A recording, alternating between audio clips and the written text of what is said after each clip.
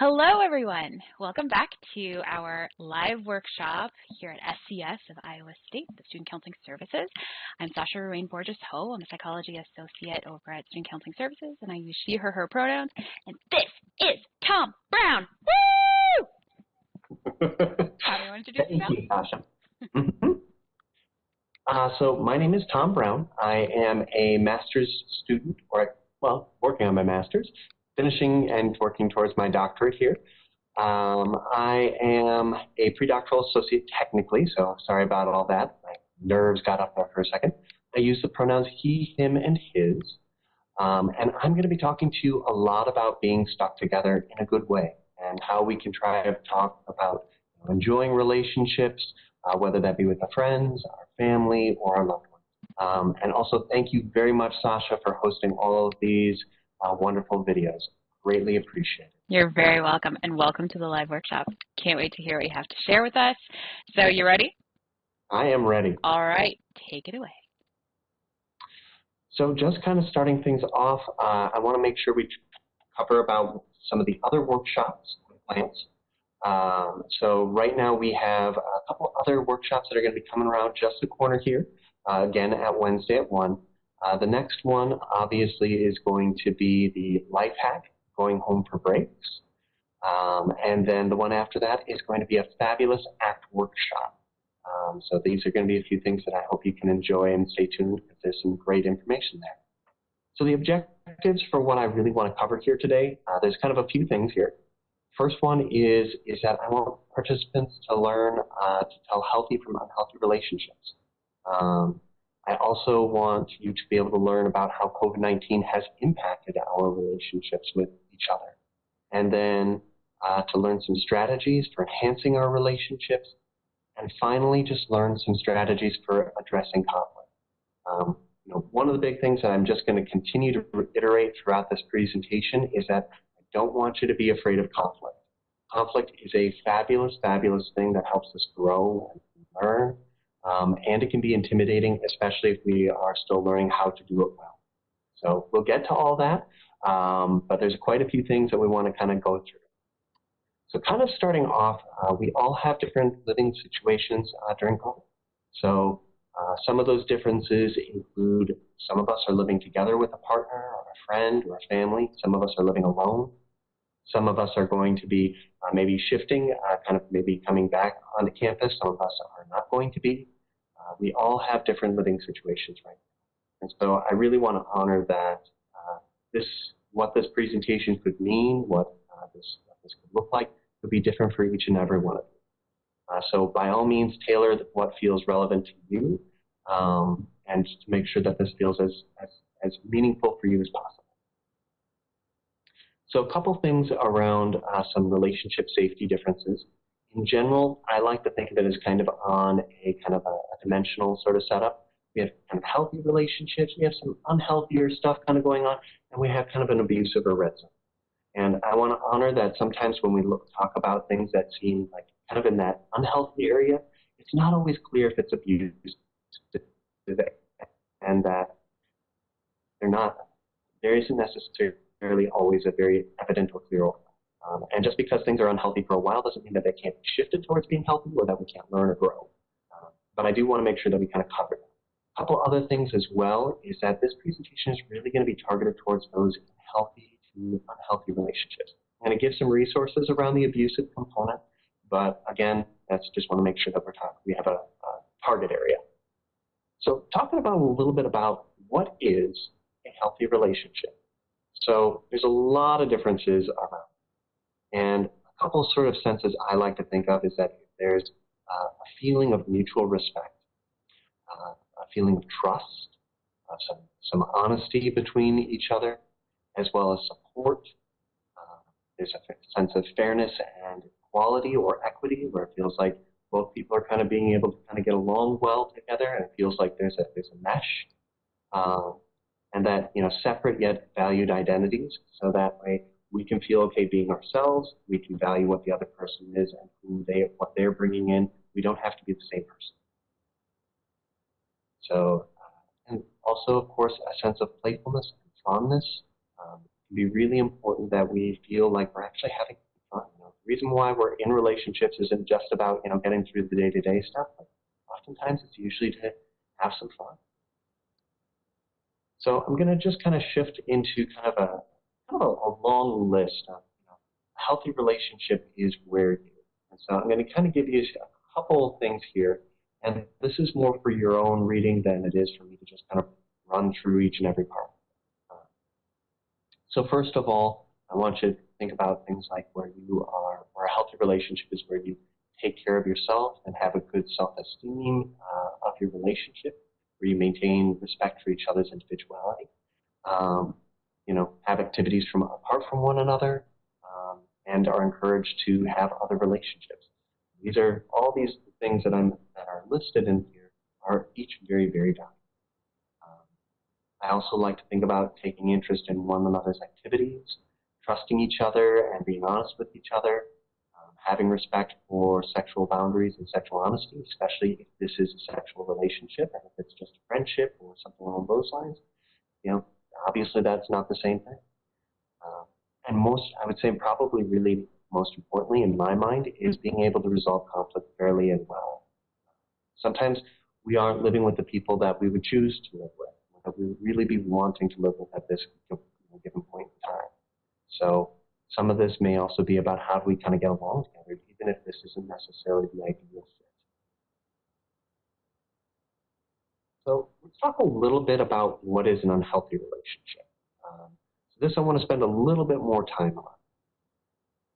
One of the things is when one of you maybe has your needs feeling neglected, or you feel pressured to change who you are or who they are, or you feel worried that you can't disagree with this other person and that things are going to be okay.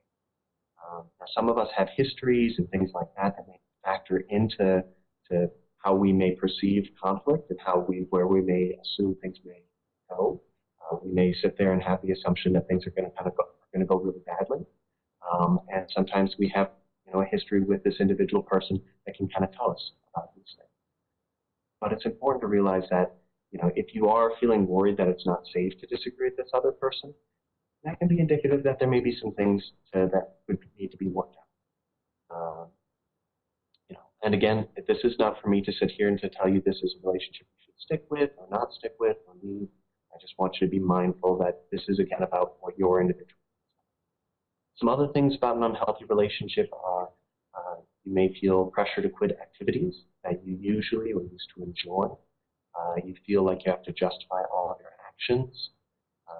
And again, if you're in a sexual relationship, you maybe feel obligated, coerced, or forced into sex, or perhaps even unsafe sex methods or activities that you wouldn't otherwise want to do. One of the big ones also is that sometimes can be a lack of privacy, like checking each other's phone messages.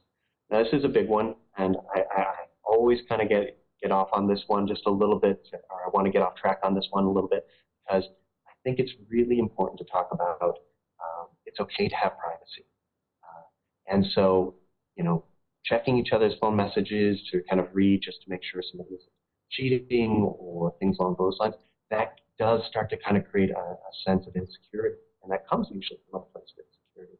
That can also start leading to a breach of trust, because then it starts feeling that you're always second guessing that other person, or that's a thought that's going on in the back of your mind. And the more that you are attending to that insecurity, and that we all may have, and that the more that we think about it and that we activate it, that suspicion, the more it tends to kind of grow. And so then we may feel more urges to check and do some of those things. So again, if you start feeling, or if you have a relationship where that is a part of this, it's important to kind of figure out ways that you might be able to remove yourself from that in a way that feels good for you or for your partner. Security is important. So kind of looking on the second side of the list, again, you may also feel that arguments are not settled fairly, or you might have experience of being yelled at or where there is physical violence. Now, again, I want to also iterate that simply that if there's yelling, that doesn't necessarily mean that this is a terrible relationship. Different cultures, different families have different perspectives about what it means to yell and how that comes across. So again, this isn't where I'm trying to tell you what is the right way, but I want you to kind of be able to think about what does this mean for you in your relationship, and does this feel like something that would be a win-win? I would generally say that physical violence usually, on the other hand, is kind of a good indicator that there's something that's not quite right. Some other things that may kind of occur where you feel like your friend, your partner may try to control you or manipulate how you dress, what behaviors you engage with, who you may see, a roommate who says, I don't want you to go see anybody else, I just want you to be with me all the time. These can be some of those things where it's like indicative of, hey, there may be some things we want to watch.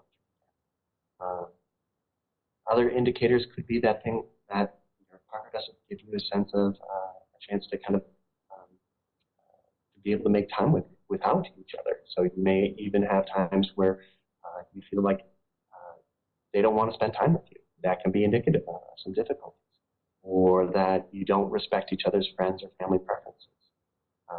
Sometimes it comes down to unequal control of resources, food, money, kind of the home, car, things along those lines. Now, again, that can differ between family dynamics and setups. Sometimes one person has more power, and that's okay for the other person. Sometimes that's a bit more of a problem. So, I want you to make sure that what it feels fair and equal for you in the relationship. So, again, I want to make a couple distinctions about what is unhealthy versus an abusive relationship. So, there's a lot of signs and definitions of these, and I'm not going to spend a lot of time. But if you have some curiosity, I would really recommend looking at the hotline.org. They provide kind of some immediate sort of resources if there's a sense of maybe there might be kind of some abuse or domestic violence that can be going on, and they have some good documents to kind of check, like, is this starting to feel a little abusive? And if you're not really even sure if your relationship is healthy or if it's crossing that line from unhealthy but maybe manageable to abusive, consider taking a quiz.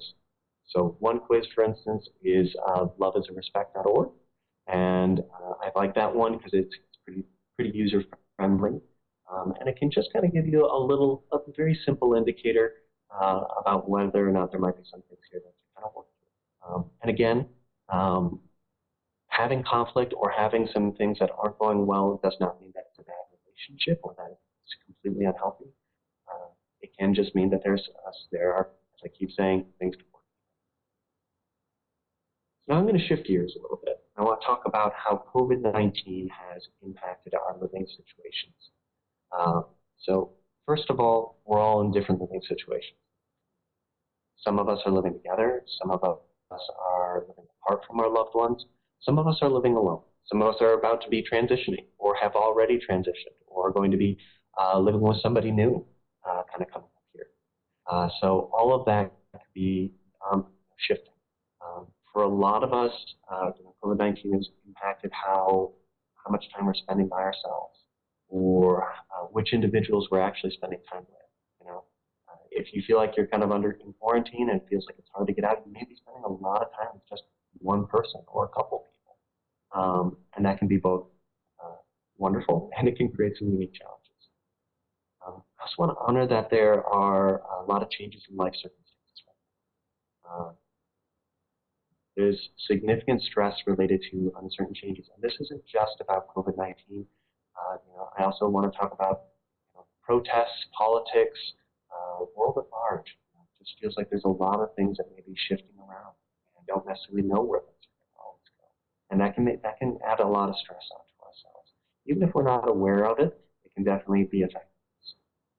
Kind of going along with that, there are some changes that we might personally experience or have experienced. Things like job loss, job changes where we have to be doing something else to kind of be getting by.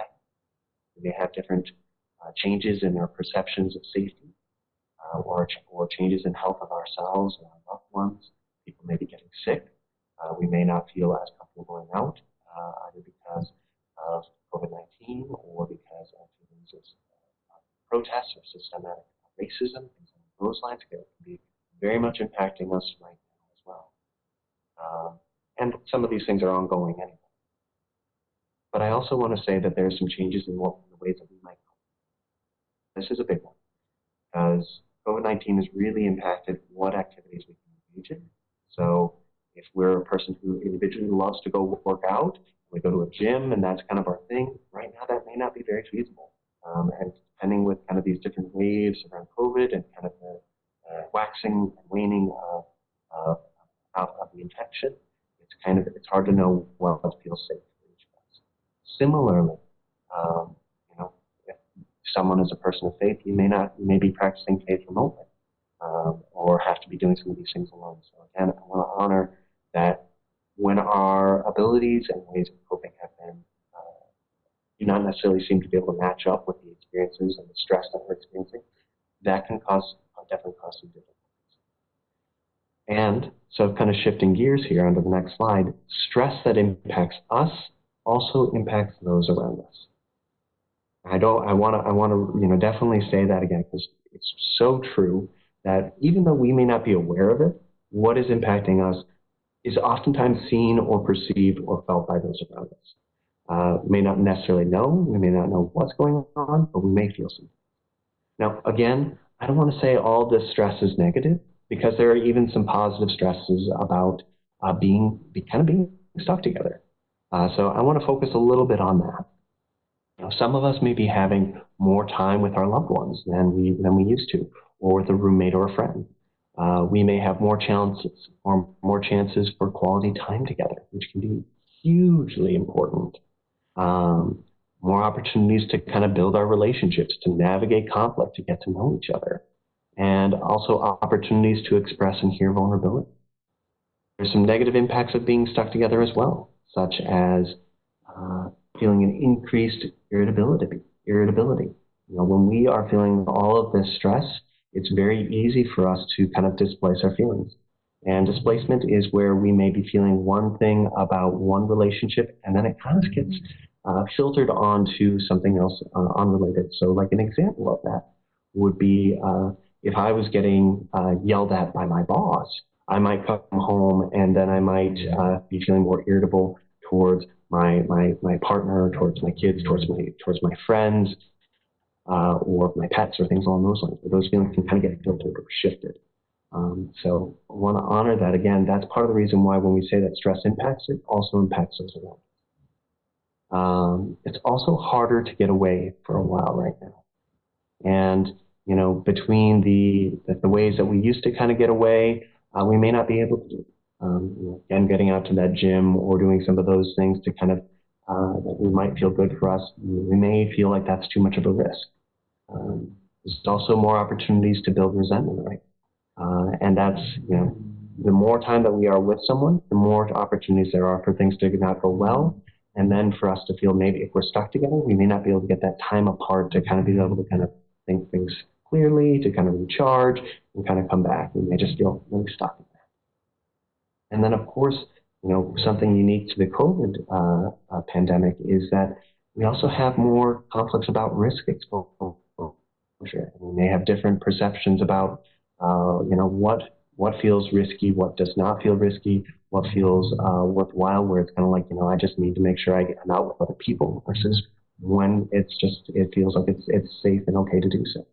And that also goes around things like face masks and when we're wearing all that sort of stuff too. So we may be feeling that risk and having conflicts around those things right now too.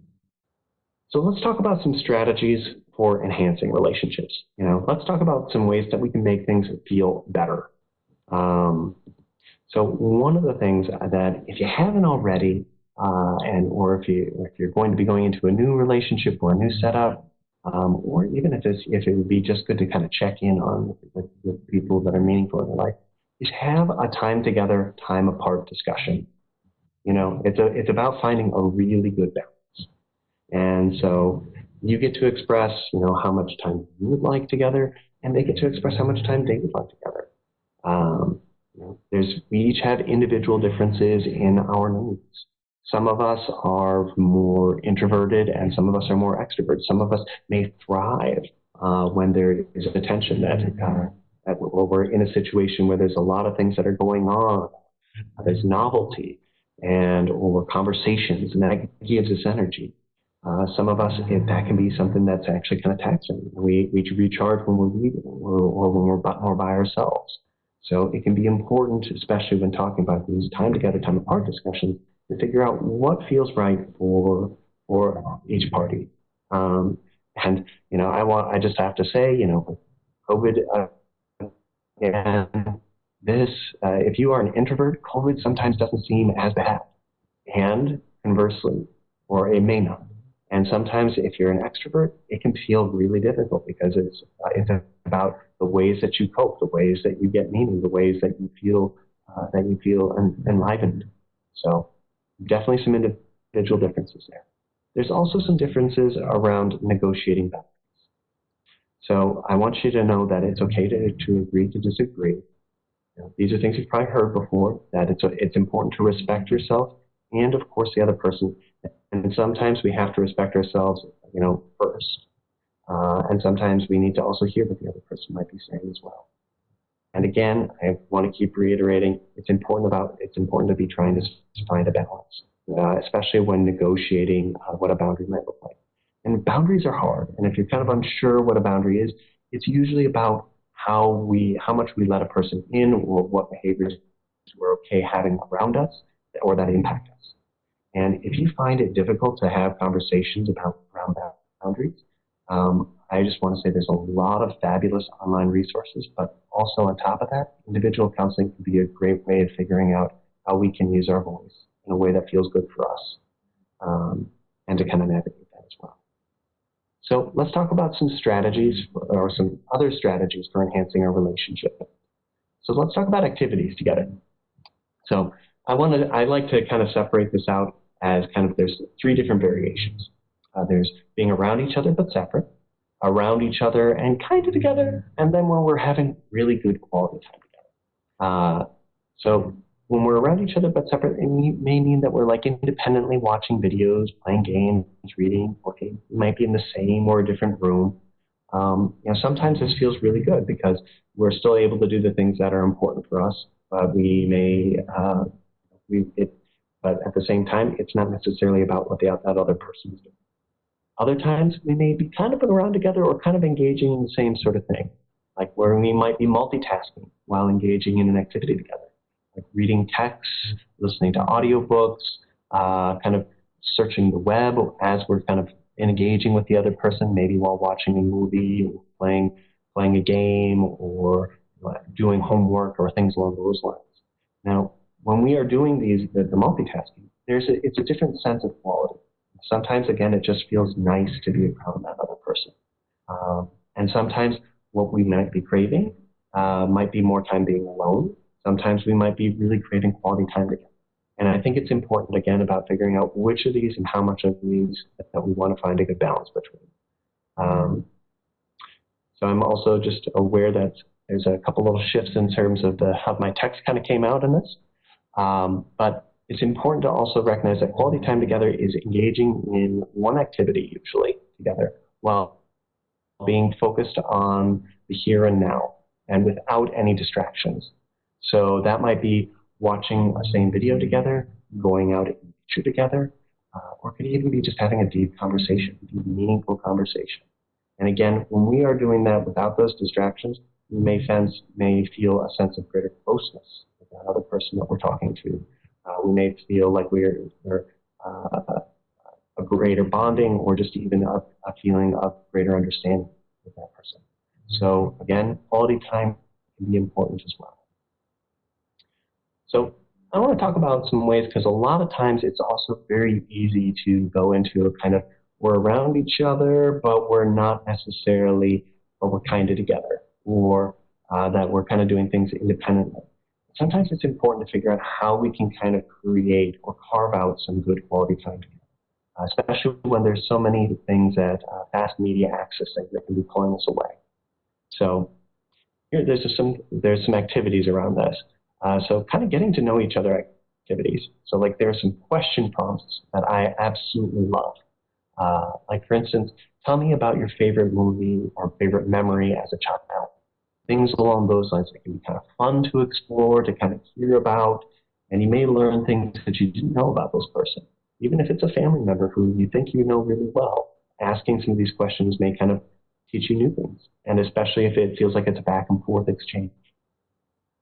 Another example might be tell me one memory of a time we had together that you really enjoyed.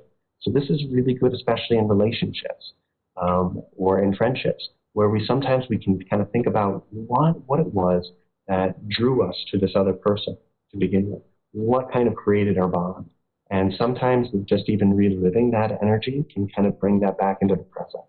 And that can be a very meaningful way of also thinking about, hey, what can we do together that we haven't done in a long time? So again, that can be a really cool and meaningful thing to do. I would also be talking about, what gives your life meaning or purpose. I love deep questions. For me, that's something I absolutely enjoy. That's not everyone's bag, but these are just some examples. If you kind of want more of these kind of conversation starters, there's 250 of them right there. So they are fabulous.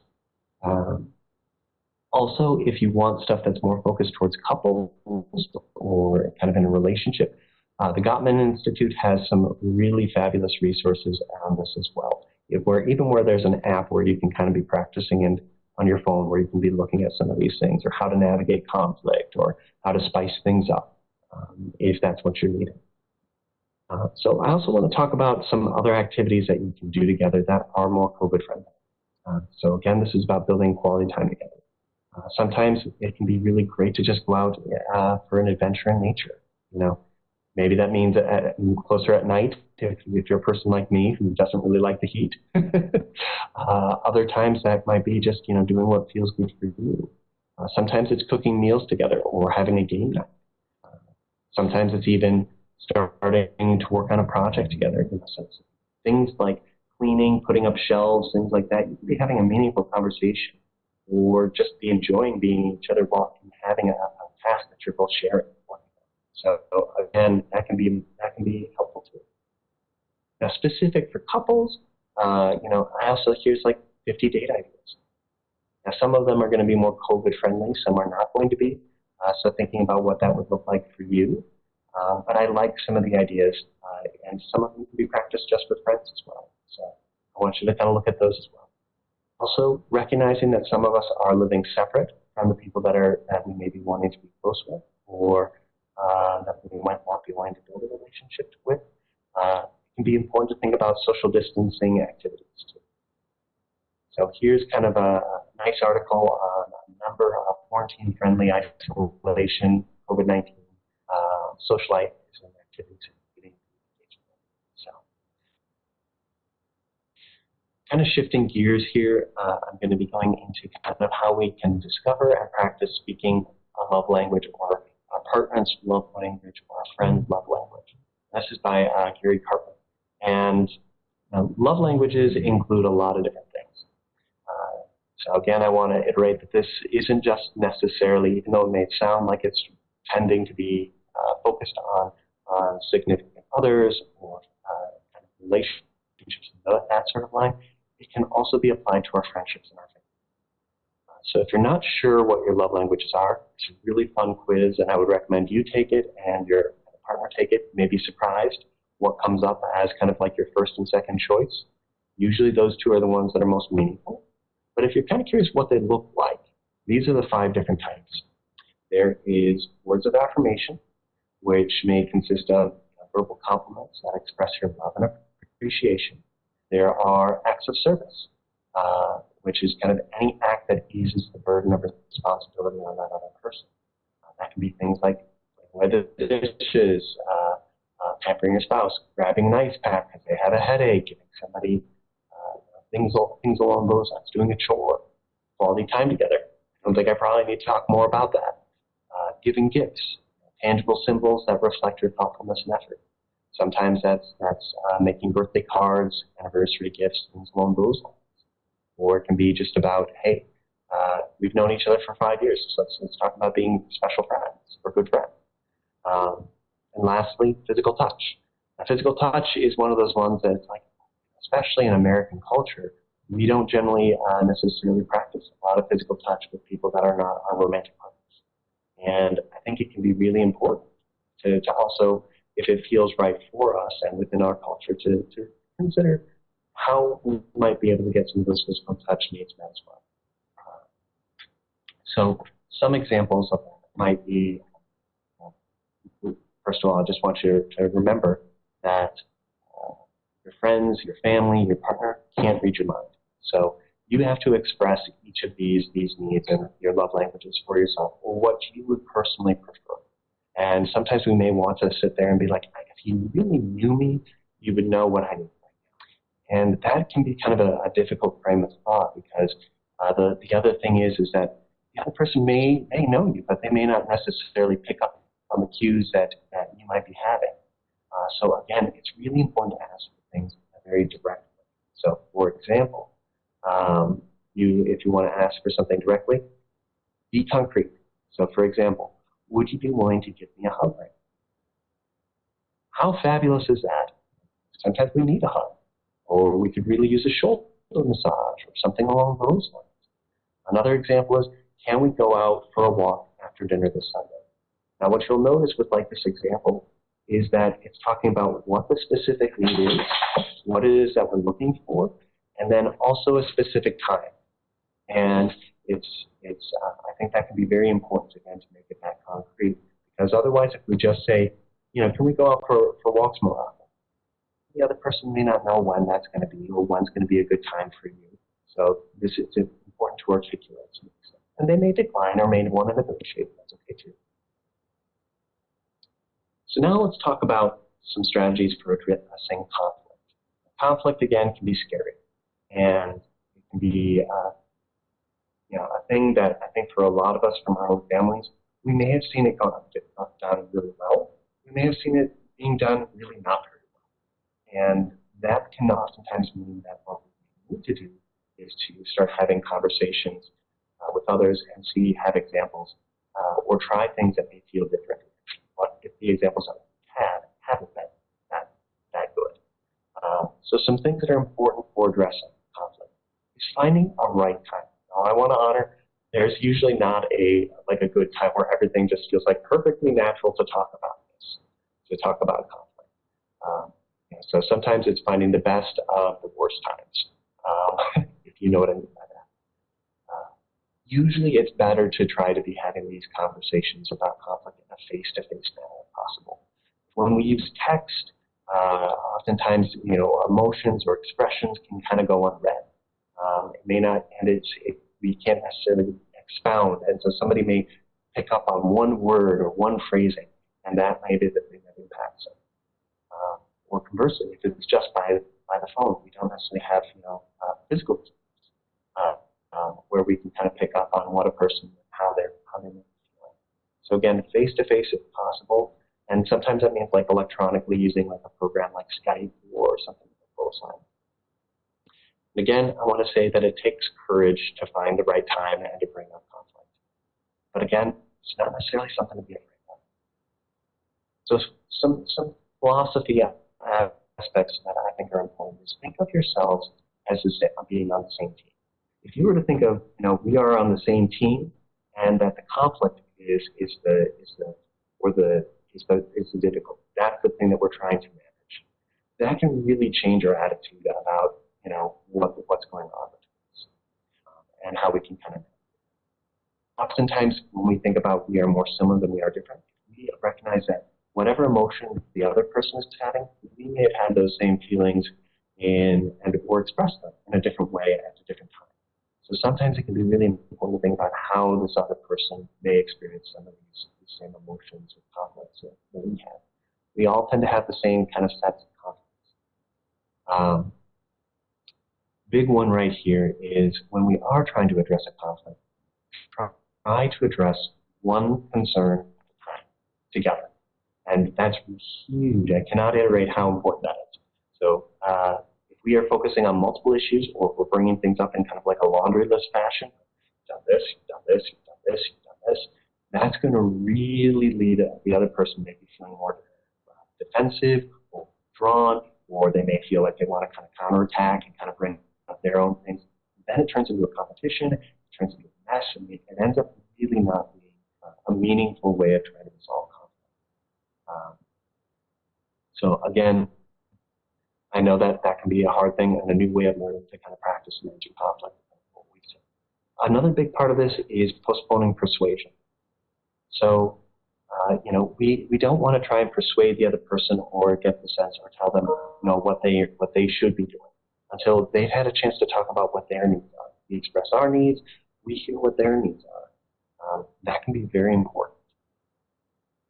If we do it too early, that can lead to resentment. And one of the things that I also bring up a lot of times, resentment is a feeling where you kind of, like there may be a sense of dislike or discontentment and frustration or irritation that just kind of lingers. And it kind of gets like put away. And oftentimes if we don't resolve that individual conflict where that kind of happened, that resentment builds. It kind of starts compounding. And it kind of fills up where if there's love, it kind of starts pushing the love out. And so very slowly it can kind of lead to more difficulties in our relationship. So again, it's really important not to stew on. So other things that are important for managing conflict, slow down. Slowing down is so important because if we are going slower, it usually means that we're having more time to kind of manage our emotions that come up while we're having conflict. Sometimes it's important to ask yourself either before conflict or during, and take a pause and just kind of say, okay, what is my underlying? Because these are some fundamentals that we may need to feel loved, to feel connected, to feel heard, respected, to feel affection, to have a sense of honesty, to feel safe, and ask yourself, what is the hurt? Sometimes if we talk about things like, oh, it's because they didn't do the laundry, or oh, it's because they didn't do some of these chores. And that's the physical manifestation. That may be the example of it, but usually there's something more profound kind of underlying that can be really important to articulate. So that might be feeling excluded, powerless, feeling heard, scolded, judged, blamed, only ignored, like again, or kind of feeling unclean, feeling forgotten, unsafe, disconnected, manipulated, or controlled. These can be some important words to kind of be able to describe. Now, not in the sense of you are manipulating me, you are controlling me, you are judging me. It's that statement where I feel judged. I feel like maybe I'm being manipulated here. Maybe that's not the intention of the other person. And it's important to articulate it as how we're feeling, what our hurt is, not what the other person is doing to us. I also want to express that all feelings are valid. That can be really important to just kind of remember. So a couple other just general strategies: be honest and avoid criticism if you can. It's usually important to kind of have a sense of honesty in conflict. Sometimes it's about figuring out how much honesty we want to have, and what and how much we want to talk about at a given time so we can feel safe. Usually we don't want to kind of be letting the air out for all of these things. And we don't necessarily have to be vulnerable or be honest with every person that we meet. Sometimes there are some people that are just less safe, or that we may not have a good history with, and we need to be more thoughtful about what that can be. So again, I want you to apply that to what feels right for you. Also, aim for a culture of curiosity. Don't assume what the other person is thinking about, and try to focus on, again, about being on the same team. This is not about winning over the other person or making the better points or things along those lines. When we get into that sort of mentality again starts to create that resentment, and that's something we want to avoid. Lastly, avoid ultimatums if at all possible. They are trust destroyers. You usually can't take back an ultimatum, and so I strongly suggest trying not to use those. So I also want us to briefly talk about how to take a break when arguing, because this is so important, because oftentimes what ends up happening is that we get really heated, and then we start expressing things that in a way that may not be the way we want them to. So first of all, it's about creating a plan of what we will do if you do choose to take a break. So for instance, being specific, be concrete, set limits, set time limits, and then follow through. Discuss the possibility of taking a break before an argument. We don't want to be talking about taking a break during an argument, because then it can feel like it's power play. And it's like, oh, well, they said these things to me while I'm taking a break. And now it's like, who has the power now? And that's something we want to avoid. So we want to talk about this beforehand and what we're going to do, and in a way that's going to feel like it's helpful for us. If we start to argue too intensely, this is an example. If we start to argue too intensely, can one of us take a break to make sure we don't say something? And this is kind of we language because it's important also that the other person has permission to take a break too. We both might need, each party might need that. It's important to explain what you're going to do. So, for example, if I take a break, I will do X to relax for a wide period of time. So, for instance, I'm going to take a walk outside for 30 minutes. If I need more time than that, I'm going to text you at the 30-minute mark. Now, that's really important to kind of follow through and kind of be expressing that because, again, it's not about trying to make a power play. This is about a chance to kind of relax and kind of come back. Kind of some tips around that. Try not to, when using your break, try to avoid things like substance use. Because if you start using a substance, you may have some difficulties thinking clearly. You might ruminate more about the conflict, or you might also be conditioning yourself to kind of need that substance to relax or to manage conflict. Or it's even a way to avoid that conflict. So again, conflict isn't necessarily bad, and the feelings, the anxiety, and all that, those things aren't necessarily too bad either. They can be really uncomfortable, but it can be important to feel those things so that way we can think more clearly and to kind of work through that if we can. Other things to try and do is to set a reasonable time limit. Usually it takes 10 minutes to 2 hours to kind of get out of a flooded state. I'm going to kind of go over that. If we start to ruminate, that restarts the clock. And so I want you to take time after cooling down to process and think about how you respond. Last thing I want to say is that, like, when we talk about that text, don't go 45 minutes and say, oh, we said 30-minute mark and I went 45-minute mark, 2 hours, or the next day, because that can really kind of start impacting the trust. And taking a break is about building that trust, feeling some safety, especially in a committed relationship. It might feel like the other person is leading us when we're taking a break. And that's not something we want to be conveying. We are wanting to take a break to, again, get some time to kind of think through it for ourselves. And whatever you do for your break, try to find something that can be relaxing for you. Because if we are starting to think about what that other person said, we are building ourselves up, and that's going to start creating more conflict. So I want to talk about setting some fair fighting rules when things are calm and when not, and when the other person, or when we're both not heated. So this is really important. I really want you to check this out. This is an example of kind of a fair fighting rules contract of sorts and how we can kind of look at that. I would definitely suggest using that as kind of a way of being like, oh, how can we talk about how to manage some of these conflicts well? So that way we create a culture where managing conflict actually goes well for us. So I want you to approach these conversations when you are at what's going to be a level 1 or 2, and take a break if you hit level 4. You'll see what I mean in a second. And when you're at a 4 or 5, that's when you're flooded. And that's when, again, you may just be not unable to think clearly or to problem solve effectively. So this is kind of an example of it. Kind of a little bit of a kid's example, but I think it's really important to look at. Again, the 1 is where you're feeling good to go, you're ready to talk. 2, you might be feeling a little mad. 3, you might be angry. This is probably when you wouldn't want to necessarily be approaching a conflict. Sometimes it's okay to do that, but again, if we're approaching a conflict when we're at a level 3, we may need to be needing to take a break even sooner. Other times, 4, we're ready to need a break. 5, that's when we may be out of control, and that's when we may be saying things that are hurtful, or doing things that feel more controlling, or things along those lines that can be really feeling unhealthy for one person or the other.